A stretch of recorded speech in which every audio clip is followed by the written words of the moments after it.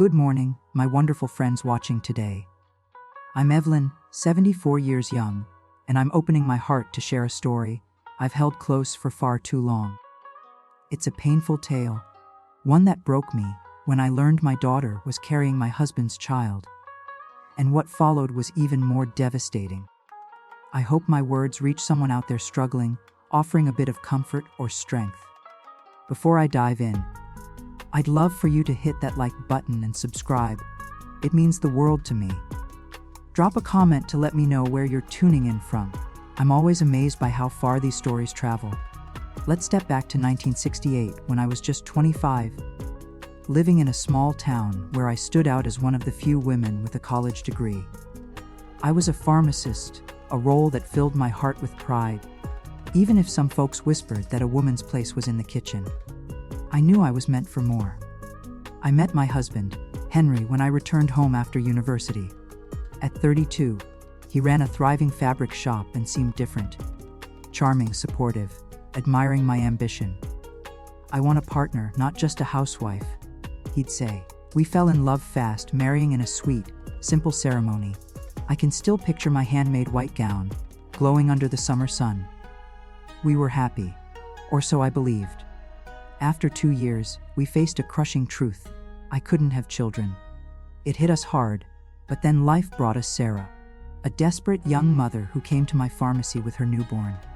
She was barely 18, abandoned by her baby's father and her family. "I can't do this alone," she sobbed. My heart stirred, and after talking with Henry, we adopted her little girl, naming her Sarah. She became our everything, raised with love as if she were our own. We were honest about her adoption, but our bond was unbreakable. Every milestone, from her first steps to her birthday parties, filled our home with joy. Life felt full. My pharmacy grew, serving our community, often helping those who couldn't afford medicine with free samples or my own money. It kept me busy, sometimes too busy, coming home late but fulfilled. Henry's business expanded too, adding furniture and appliances, managed from an office in our house. Sarah blossomed into a bright, beautiful 17-year-old with dark curls and striking hazel eyes, devouring books like I did. But then, I noticed her pulling away, snapping at me, acting distant. I chalked it up to teenage moods. Henry would say, "You're at work too much, Evelyn. She needs you." Guilt tugged at me, caught between my passion and motherhood. I started seeing them closer. Henry and Sarah, sharing quiet laughs, whispering when I got home. It warmed my heart at first, this father-daughter bond. How could I have known? One quiet Sunday, while tidying Sarah's messy room, I found a journal tucked under her mattress. It slipped open, and my name caught my eye. I wasn't snooping, I promise, but what I read shattered me. In Sarah's careful handwriting were words of love, not for a boy, but for Henry. She wrote of secret meetings while I worked, stolen moments, and worst of all, that she was pregnant with his child. "We'll say it's a schoolboy's," she wrote. "Henry says Evelyn's barren, incomplete. I can give him the family she can't." My world spun. Tears soaked the pages as I sat frozen, clutching her words. When I heard their laughter downstairs, something fierce rose in me. Journal in hand, I walked to the living room, where they sat, shoulders brushing, smiling. My tear-streaked face and the book in my grip wiped those smiles away. "Evelyn, what's wrong? Why are you crying, Evelyn?" Henry asked, his voice dripping with fake concern. I didn't respond. I just tossed Sarah's journal onto the coffee table. Her face drained of color when she saw it, her secret laid bare. Henry stayed calm, but I caught the slight clench of his jaw, his telltale sign of nerves. "Is it true?" I demanded, my voice steadier than my trembling heart. "Tell me yourselves." I prayed they'd deny it, call it a misunderstanding, a teenage fantasy. But no. Henry rose, towering over me, his eyes cold as ice. "It's true, Evelyn. We didn't mean for this, but Sarah's carrying my child. My real child. Something you could never give me." His words hit like a punch. I turned to Sarah, searching for a trace of the girl I raised, hoping for guilt or regret. But her hazel eyes, once so warm, now glared with defiance. "You're always at the pharmacy, Mom. Always helping strangers, never us." Henry made me feel seen, loved. Loved, I cried. "He's the man who raised you, Sarah!" Her next words sliced deeper than I thought possible. "You're not my real mother. You took me in out of pity. He's not my father. We share no blood. We're just two people in love." That night, I couldn't stay in that house, surrounded by their betrayal. I grabbed a small bag, stuffed it with clothes, and fled to the pharmacy. In the back, a tiny storage room with a narrow window became my refuge. I made a bed from old blankets and wept until morning. The sunrise felt hollow, my world in ruins. How could I face the town? Gossip spreads like wildfire in a place like ours. By afternoon, a knock came at the pharmacy door. It was Mrs. Carter, the neighborhood's chatterbox, picking up her heart medication. I tried to hide my puffy eyes. "Evelyn, I heard what happened," she said, hesitating. "The town's buzzing." My stomach dropped. "What are they saying?" She avoided my gaze. "They say you neglected your family, always at work, never home. That you drove them to this." Each word stung, blaming me for my own heartbreak. "And Henry?" "Sarah," I pressed. She sighed. "Some call it romantic since she's not his real daughter. Henry's telling everyone he'll take care of her, and the baby. That you knew you couldn't give him a family." I handed her the pills and shut the door, collapsing in the storage room, tears falling again. Days later, Henry strode into the pharmacy, polished and smug, his cologne choking the air. "What do you want?" I asked, barely holding steady. "To settle this, Evelyn. The town's talking." "Let them," I snapped. He smirked, a look that once charmed me, but now turned my stomach. "I'll buy your share of the house. Take the money, start over elsewhere. Spare us the drama. The house we built together, now a bargaining chip. No, Henry. I won't run. This is my home, my work." His mask slipped, anger flashing. "Then we'll do this the hard way. I'm filing for divorce, abandonment, and the pharmacy. It's in both our names. Half is mine." He leaned closer, his scent overwhelming. "Take the deal, Evelyn. You've got a week." He left, and I sank to the floor sobbing. They'd taken my family. Now they wanted my purpose. The weeks that followed were brutal. Customers dwindled. Swayed by lies Henry and Sarah's father spread, that I overcharged the poor, tampered with drugs. In court, Sarah, her belly rounding under a modest dress, testified against me. "Mom cared more about her patients than us," she said, crocodile tears fooling the judge. I tried to explain my work, my love, but my voice felt weak against their story. The divorce stripped me of the house and most of our savings. I kept the pharmacy, but only by paying Henry a sum that left me scraping by. Those months broke me, yet the pharmacy remained. My lifeline, my fight. The pharmacy was crumbling, barely covering its bills. I had to let my only helper go, managing everything alone, opening at dawn, closing late. At night, I curled up in the storage room, too broke to rent a proper place. The hardest part, seeing Henry and Sarah strolling through town, arm in arm, her belly swelling. Folks seemed to forget he was once her father. To them, they were a happy couple awaiting their first child, while I was the broken woman who lost it all. Their son, my grandson, arrived in mid-1969. Mrs. Larson, a loyal customer, told me they named him James. A boy I'd never hold as family. I tried to focus on work, on the few who still trusted my pharmacy, but in the quiet of that damp storage room, I wept, mourning my shattered life. Some nights, the pain was so heavy I thought of giving up. Not just the business, but everything. One stormy night, as rain pounded and the roof leaked, I sat on my makeshift bed, staring at the medicine shelves. As a pharmacist, I knew how to make it quick, painless. I held a few bottles, my mind racing with doses. Then, a thunderclap rattled the windows, followed by frantic knocks at the door. It was nearly 11 p.m. Who could it be? Fear gripped me. Henry, maybe, come to ruin me further. The knocking grew urgent. Gripping a wooden plank for safety, I called, "Who's there? Please, I need help." A woman's voice cried.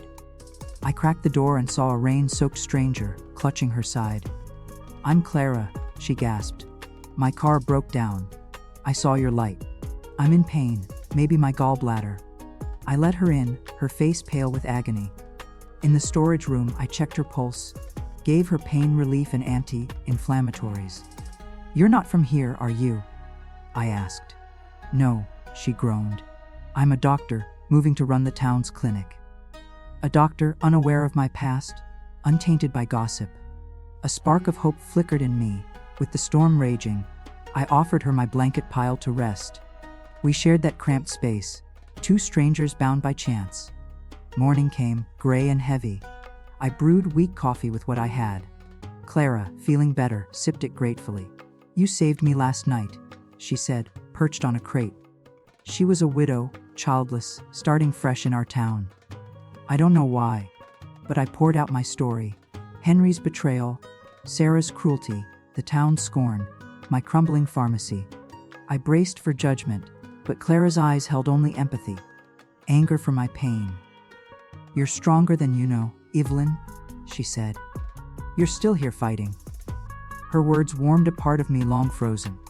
Clara stayed in town, her car stuck in repairs. She visited daily, watching me work, chatting with customers. Her presence softened the town's hostility. She was their new doctor, after all. One afternoon, as we mixed prescriptions, she proposed an idea. Your pharmacy's struggling, and the clinic's bare. What if we combined them? I could see patients in the back. You run the pharmacy up front. We'd serve everyone, even those who can't pay much. I stared, stunned.